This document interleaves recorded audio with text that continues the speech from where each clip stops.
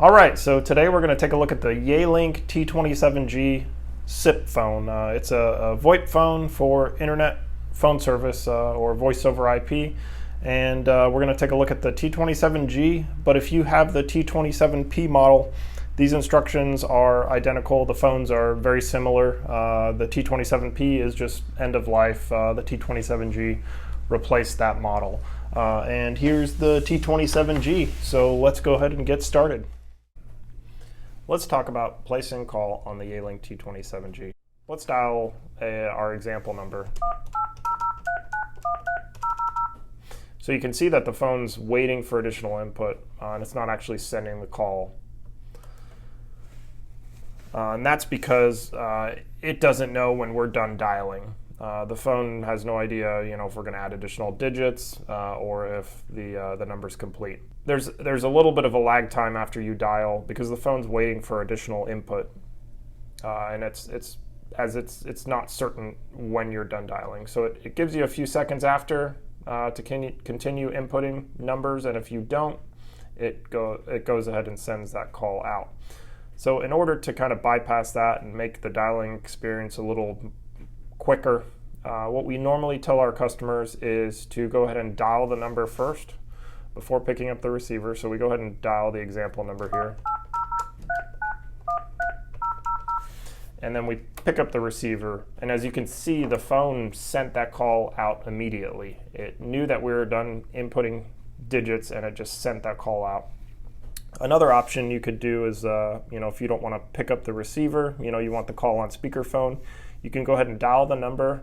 You can hit the send button here after you dial the number, which is also the pound key or the hash key. Or there's a send button up here also. So you can press that send button when that history button turns to send. Another option is dial the number and hit speakerphone, and then it brings that call active. So let's go ahead and now talk about the volume rocker. This phone has 3 volume adjustments. So when the phone's sitting idle, the handset's on the receiver, this volume rocker acts as the ringer volume adjustment. So as you can see here, we're turning the ringer up, turning the ringer down. When the handset is off the base, it acts as the volume for the handset. And when the phone is on speakerphone mode, it's the volume for the speakerphone or the speaker. Adjust the volume rocker accordingly based on the mode that you're using, and it'll remember, for each of those 3 modes, it'll remember the volume setting that you had set for that mode, so you don't have to constantly adjust it each time.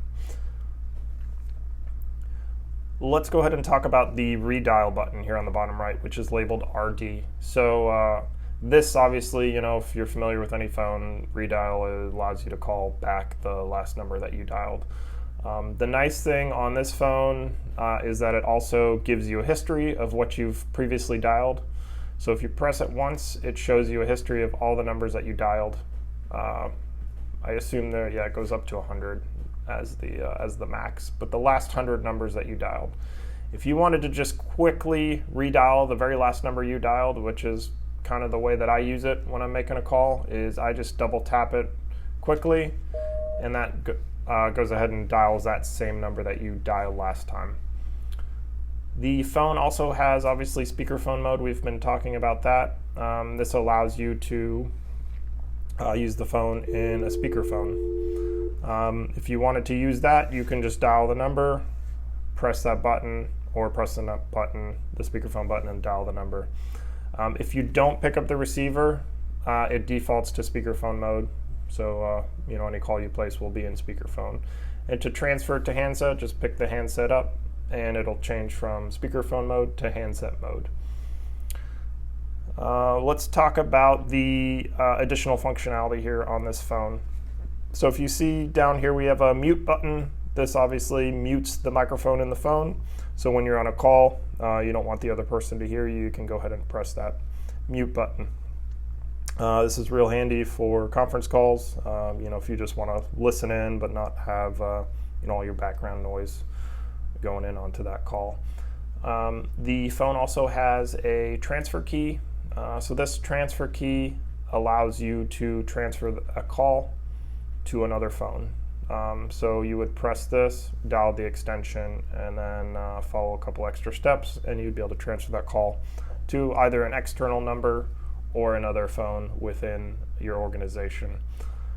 The phone has, in addition, conference functionality. So right on this phone, you could create a conference call. You can initiate a call with one number, press the conference key, and dial another number, and go ahead and conference those calls together to create a conference locally on the phone. In addition to conference functionality, the phone also has hold or a local hold functionality, which allows you to put a call onto hold locally on the phone. If you needed to do some research or speak to somebody else regarding the situation, similar to other systems. One thing we do recommend with the hold functionality is, instead of using the hold locally on the phone by using this button, we generally recommend to our customers to use the parking slots instead. And the reason we do this is because when you have a call on hold, it kind of still is on the phone, and it makes things a little more confusing for that person or the user to initiate another call or do other functionality. So I'll kind of give you an example here. We'll dial our sample number here. All right, there we go. So the call is going through now. So I'm going to put that call on a local hold.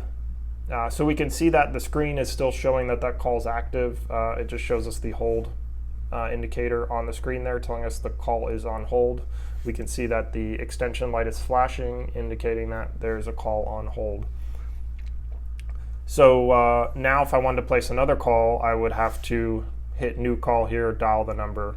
And the thing is, it gets really confusing when you start placing another call, because it's hard to tell which call is on hold and which call you're actually working with. So it's just confusing. It's not very user-friendly. So what we normally recommend to our customers, instead of putting that call on that local hold, so we'll take it off here and we'll put it onto park.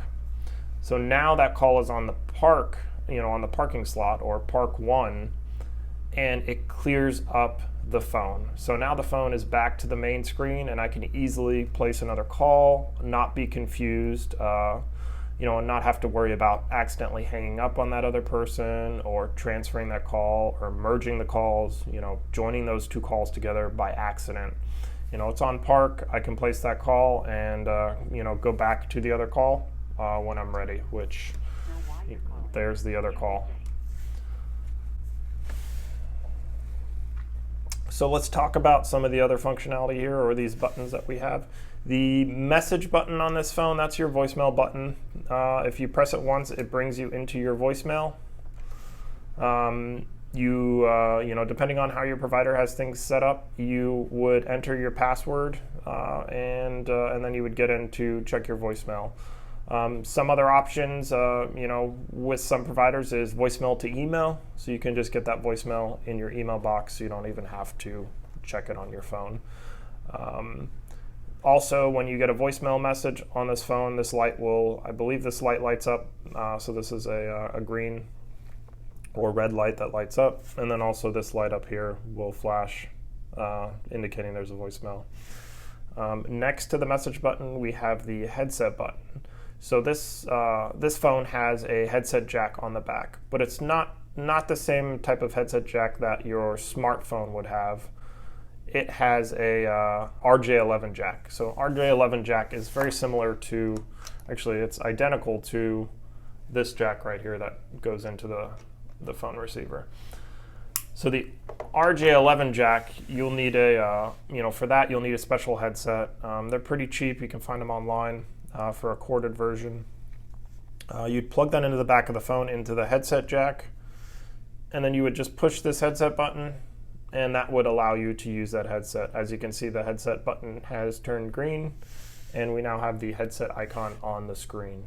Any calls that come in or any calls that you place will default to the headset. If you pick up the receiver, it will automatically clear the headset mode and go back into standard mode. So you'll want to watch that if you're switching back and forth.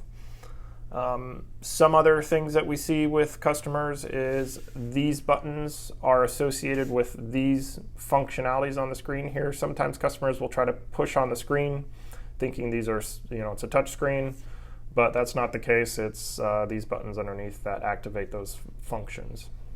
If you have any questions, regarding this phone or the functionality, feel free to leave a comment in the comments section below. And thanks for watching.